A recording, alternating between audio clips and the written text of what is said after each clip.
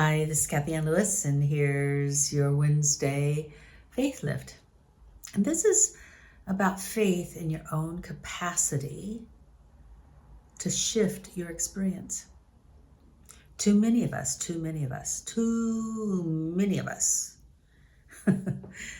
wait for something to happen or someone to inform us of something that we need to know for us to move on. And you know what? It so reminds me of the Bible. I look at the Bible as stories to highlight the way the mind thinks, because the mind hasn't changed that much in thousands of years. But that's a whole different talk. It's probably a whole class. It's probably a whole series. So I won't get into all that I think about that. But right now, I just want to say that there was a place in the Bible where Jesus was saying, you know what? Many people will come and say, you know, I've got the way, and there will be charlatans. I'm paraphrasing. And I think that sometimes we can be inundated by people on social media that say, if you do this, I'm going to show you the way. I've got the way. And you know what? They have a way. They do have a way. But then they charge a whole lot of money for that way. Actually, I'm intrigued, and I was following somebody that's offering something, and I was reading what they were offering, and I thought, oh, goodness gracious, this is self-mastery. This is our self-mastery class. This sounds exactly like our self-mastery class. Now, I think we charge $175 for our self-mastery class, and they were charging $2,700. And I'm sure it will be flashier and slicker and more professionally produced, I should say. But it's still the same basic information. The same basic information that changes consciousness, I don't think has changed. I mean, I've studied ancient wisdom and I've studied new technology, and basically the way the brain works, the way the mind works hasn't changed, nor the technology that can influence the mind. So I'm going to give you some old wisdom, told in the Bible in so many stories and parables, whether it's the New Testament or what we call the Old Testament, doesn't matter. It's usually just about the same. And it's this. When you feel you don't have, that feeling will perpetuate not having. That's an old story in the Old Testament. And one of the ways to get over your sense of lack, scarcity, not enough, no matter what you call it, and I'm thinking of all the books, the modern books that I've read this very same idea in. I'm just recalling all the books that I have, and it's all about the same thing, and they gave the same example and the same way out, and that is you have to feel like you have. You have to create in your experience that you have. And for people who say, I can't do that, I call it BS. Because all of us have been triggered in some way, shape, or form. We see somebody and all of a sudden we're imagining something, and usually it's the worst. Get a envelope from the IRS, and I did that just recently, and I just, what is it? We go there so quickly. We can imagine so well.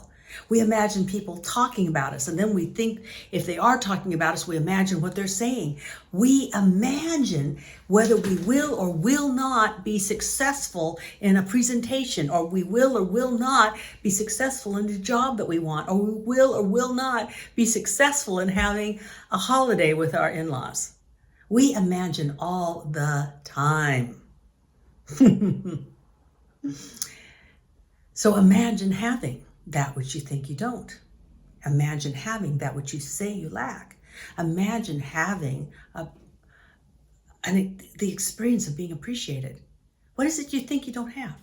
Somebody recently said, you don't support me. Well, I thought, well, you know what? I have supported you, but you can't feel my support because you have a story about how you're not supported. It's not personal. So imagine being supported. Imagine being loved.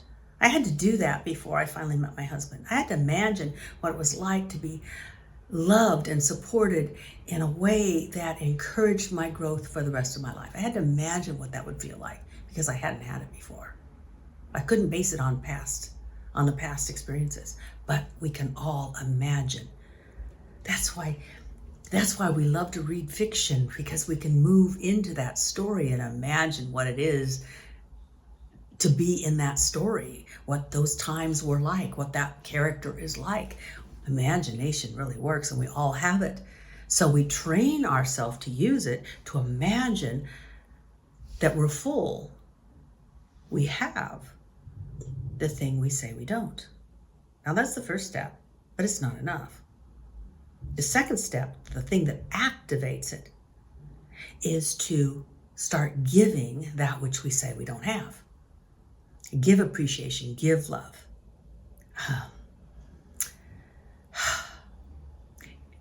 Give out your ideas. If you don't think you have any ideas, give the little ones that you have away. Give them, start telling people what you have ideas about.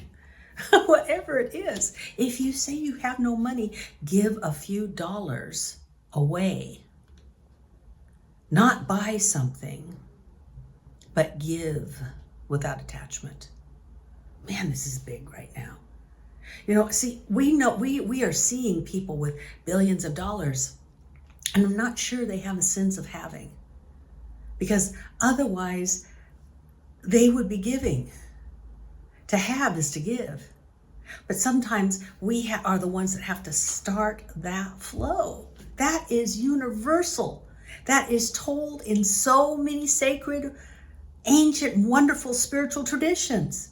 It is a law that we can dress up in all sorts of ways, and we can write a whole book on just that idea, and yet it is so simple, and I'm giving it to you tonight.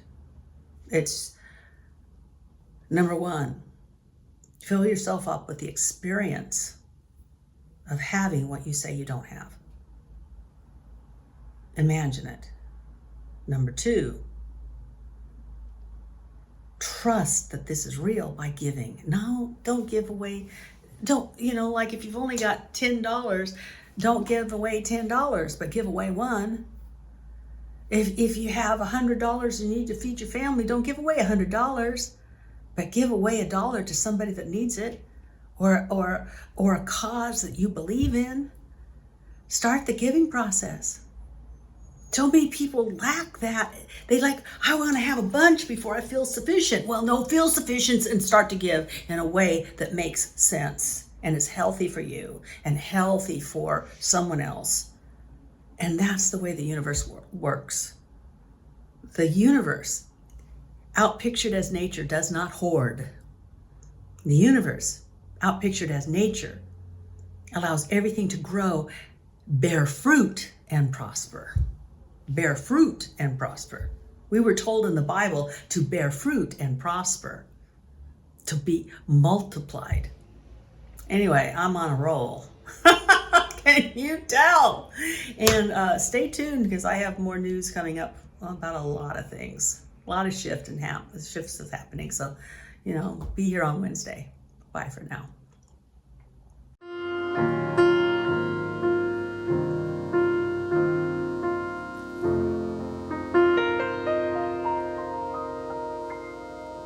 Jehovah Jireh,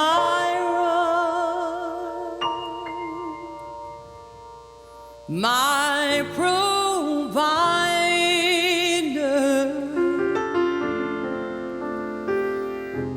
you are more than enough for me.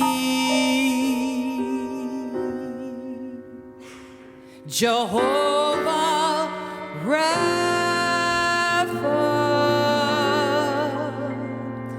you're my healer.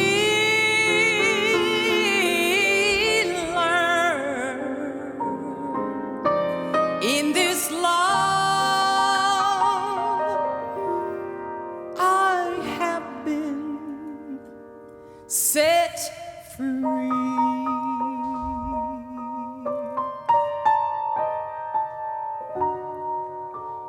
Jehovah